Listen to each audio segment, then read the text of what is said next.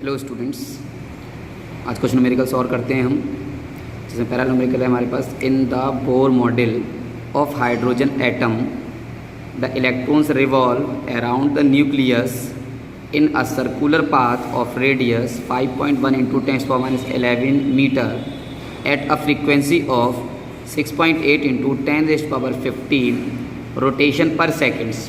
Calculate the equivalent current. Question में ये कहा जा रहा है कि एटम के अंदर जो इलेक्ट्रॉन्स हैं वो इस रेडियस के ऑर्बिट में इतनी फ्रीक्वेंसी के साथ रोटेट कर रहे हैं, यानी 1 सेकंड में इतने रोटेशन कर रहे हैं। नंबर ऑफ रोटेशन पर सेकंड क्या कहलाती है? फ्रीक्वेंसी कहलाती है। तो हमें दिया हुआ है r = 5.1 × 10⁻11 मीटर रेडियस है, और जो फ्रीक्वेंसी है वो फ्रीक्वेंसी हमें दे रखी है 6.8 × 10⁻15 रोटेशन पर सेकेंड। तो टाइम निकालना है, और टाइम इक्वल्स टू होता है 1/f। ये हम 9th क्लास का ही फॉर्मूला है कि टाइम पीरियड इक्वल्स टू 1/फ्रीक्वेंसी। तो I इक्वल्स टू होता है Q/T। Q यानी इलेक्ट्रॉन है, तो इलेक्ट्रॉन का चार्ज यूज़ कर लेंगे हम, और T इसको मैंने कर दिया अलग करके 1/T, क्योंकि 1/T की जगह हमने क्या लिख दिया? F। टाइम पीरियड 1/f हुआ करता है, और हम यहाँ लिख सकते हैं जो F होता है फ्रीक्वेंसी वो 1/T हुआ करता है। तो अब मैंने यहाँ पर लिख दिया Q × 1/T, और इस 1/T को मैं लिख सकता हूँ F। तो ये हो गया Q × F। चार्ज क्या है? इलेक्ट्रॉन का चार्ज होता है 1.6 × 10⁻19 कूलम। क्वेश्चन में दिया हो या नहीं दिया हो ये तुम्हें याद रखना पड़ेगा। इलेक्ट्रॉन की बात कही गई है क्वेश्चन में, तो इलेक्ट्रॉन का चार्ज हमने यूज़ कर लिया 1.6 × 10⁻19 कूलम इंटू F, यानी फ्रीक्वेंसी है 6.8 × 10⁻15। इन दोनों का मल्टीप्लाई करके आंसर आया 10.88। ये पावर -19 और ये पावर +15, ये दोनों ऐड हो गया, तो मल्टीप्लाई करके फिर आया मेरे पास 10.88 × -19 + 15 बचेगा -4।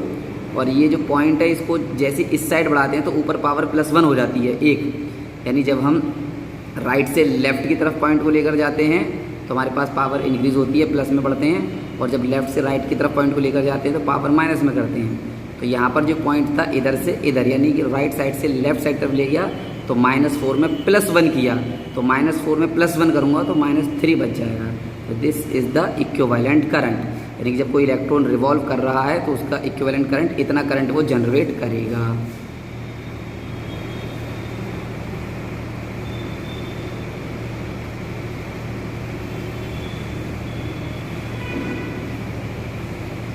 नेक्स्ट क्वेश्चन देखते हैं अब हम। नेक्स्ट क्वेश्चन है हमारा,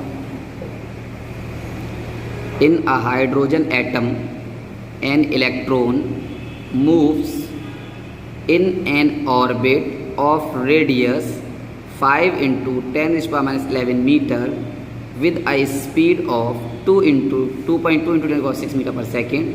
फाइंड द इक्विवेलेंट करंट। अब यहाँ पर हमारे पास क्या दिया हुआ है? स्पीड दिया हुआ है, तो चार्ज क्या हो जाएगा? इलेक्ट्रॉन पर चार्ज 1.6 × 10⁻19 कूलम होता है, रेडियस 5 × 10⁻11 मीटर दिया हुआ है, और वेलोसिटी ये है।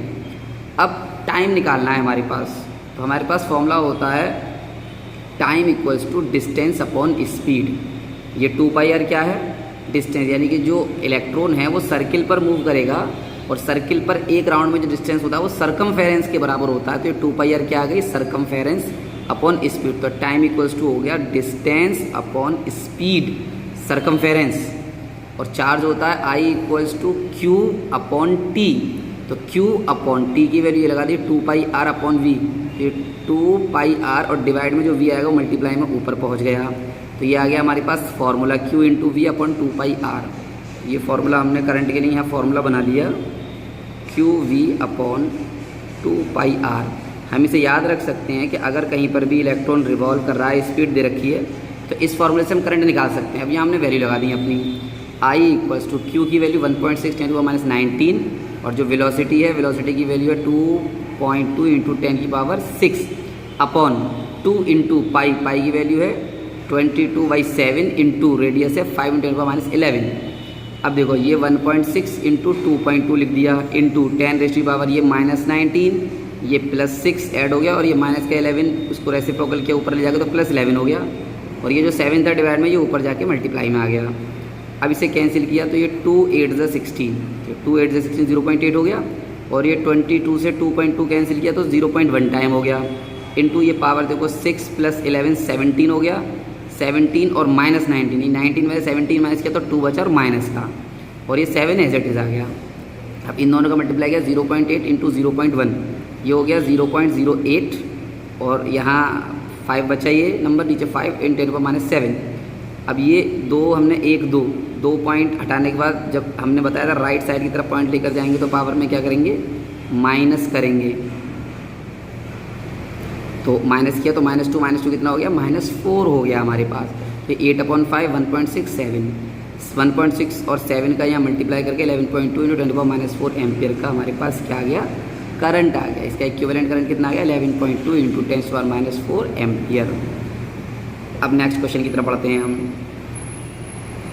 तो नेक्स्ट क्वेश्चन है हमारा, the charge through a wire depends on time as Q = 2tq + 3t² - 2 और फाइंड द करंट।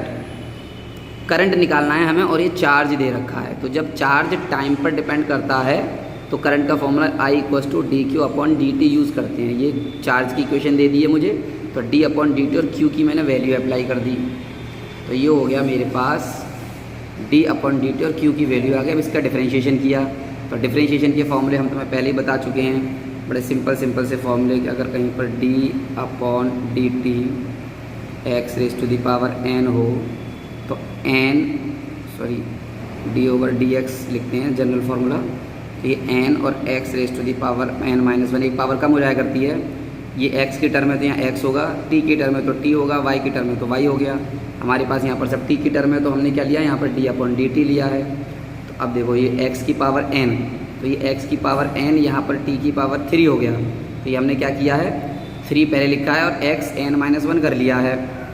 तो देखो यहाँ से 2 तो ऐसे ही रहा, ये पावर 3 का मल्टीप्लाई हो गया और एक पावर कम हो गया, यानी कि जो एक्चुअल में पावर होती है उससे मल्टीप्लाई कर देते हैं और एक पावर को कम कर दिया करते हैं। तो ये t जो पावर था इसका इससे मल्टीप्लाई कर लिया और एक कम करके 2 रह गया।